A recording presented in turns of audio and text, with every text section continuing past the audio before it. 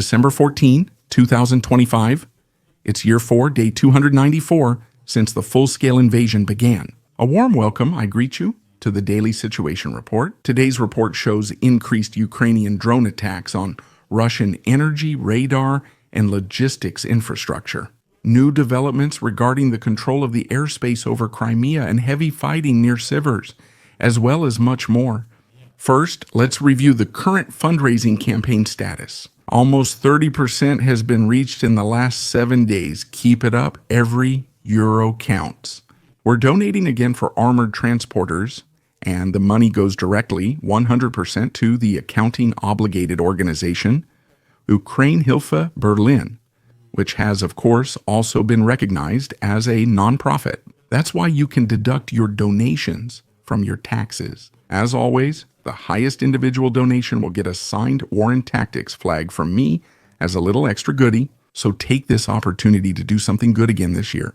PayPal and bank account details are at the very top of the video description. By the way, for every new subscriber, I'll also donate an extra 4 cents on top of my regular donation, so go ahead. It's free for any new viewers among you. We've already done this several times together with Ukraine Aid Berlin, and this community has already been able to save a lot of lives. They say that for every ambulance that's equipped, about 100 lives are saved. That's something that I, and we in general, are especially proud of.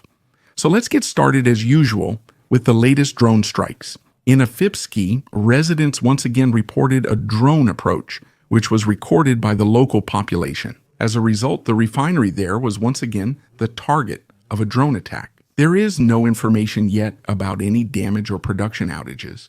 According to reports, a new fuel depot near the Simferopol thermal power plant in Crimea is on fire. Russian telegram channels report a drone attack on oil storage facilities in the Volgograd region. On Crimea, a moving fuel train was also hit. People are slowly starting to realize what I said over 2 months ago. Ukraine is increasingly preparing to control the airspace over Crimea. In the beginning, there were occasional reports about special forces taking speedboats to the coast of Crimea, mostly to the northwest coast. They landed there and then tried to destroy Russian radar installations or air defense systems using first-person view drones. After they accomplished that, they got back onto their speedboats and returned to Ukrainian-controlled territory. Afterward, more early unguided drones arrived, intended to target the radar and other air defense systems. And now, we're seeing a lot of targeted and above all guided attacks in Crimea. While they're hunting for air defense complexes and important depots, as I said, air defense complexes are still an important component here. They want to try, and that's what I was saying. They want to make the airspace over Crimea as controllable for themselves as possible by destroying all the air defense complexes, air defense vehicles, and radar installations on the ground, and thus allow further drones and maybe even airplanes at some point. This makes it possible to fly over the airspace here.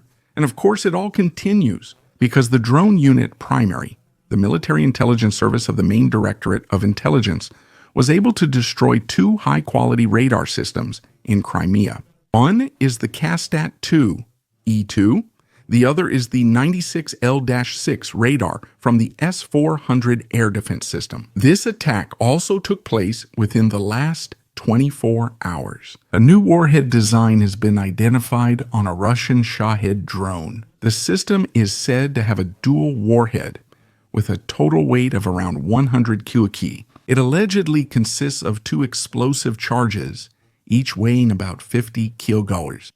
The new dual warhead system primarily increases the effectiveness and flexibility of the Shahed drone. With the 2 separate explosive charges, a timed detonation can be carried out where a structure such as a concrete or clay wall is first breached, and then the damage inside is maximized by the second charge.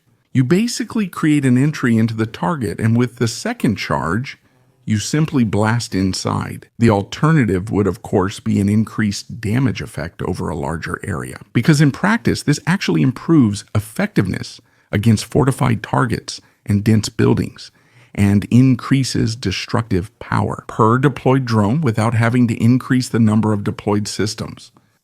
Have you ever heard of the Streisand effect? It describes the phenomenon that the attempt to hide something paradoxically generates additional attention. Of course, this goes back to Barbra Streisand, who wanted to prevent the publication of a photo of her house, which then went viral and was shared millions of times. You know, here you not only get the current situation in Ukraine and many other interesting videos, but you also learn something new. That's pretty much how it can be seen here as well. A gray hanker in a rather destroyed environment is covered with a green camouflage net to prevent anyone from looking inside. That makes everyone a bit curious, since you can assume there's something valuable inside. That's exactly what happened. 5 heavy vehicles were parked and hidden here. For the drone pilots, of course, that was a great find, since they couldn't defend themselves or escape. Check out the infantry fighting vehicles. They also have here the most effective known measure against drones so far, namely a protective cage with wire brushes in which the drones can get caught. As a result, they don't penetrate the main armor and the crew doesn't block themselves. Most importantly, they don't obstruct the view with large structures around the tank, just like we saw at the beginning with the first turtle tanks, for example. The Ukrainian Achilles Regiment released footage showing the destruction of an underground pipeline that Russian forces had used for covert approach toward Kupiansk. Ukrainian sources report that about 3 tons of explosives were used. The measure led to the complete neutralization of this infiltration route. Hand inspection. Why don't they do that before the Russians use the pipeline to get into the city? This wasn't the first time. Avdiivka already showed us that the Russians can bypass Ukrainian positions through pipelines. After that, it happened 2 more times before they did it at Kupiansk as well. A few months ago, someone wrote in the comments that many of the pipelines are still from Soviet times, and in good old Soviet fashion, more or less completely. But that's too simple of an explanation. The city administration surely knows where the pipelines run in the city. You can always block or blow them up again. When the Russians come, instead of letting them pass and trying with great effort and difficulty to recapture the positions. That worked at Kupiansk this time, but that's not usually the case. CWS was almost completely captured by the Russians, in my estimation even entirely. New geolocations already show Russian soldiers, specifically the 123rd in the city's west. The Motorized Rifle Brigade efficiently captured the city in a few days. That's extremely fast by Russian standards. Taking 3 months would still be considered fast for them. There's not much more to say about this. The next battle nearby will be at Liman, which is right here to the northwest of it.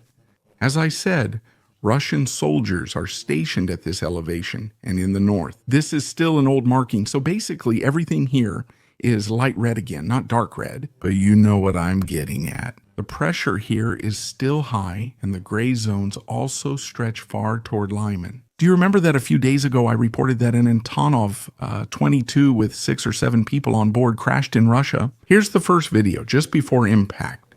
It doesn't look like it was shot down, but rather like a technical failure. Just as suspected, possibly material fatigue, which can happen with old Soviet-era planes that are already poorly maintained. In cases like this, I'm always very glad that we have the TUV in Germany. Even if I have to get a little scared myself every 2 years, that's still better than getting on a plane where I have to feel that fear every day. The Izium-Sloviansk road has now been completely covered with anti-drone nets. This has significantly increased protection against drones along this strategically important supply and movement route.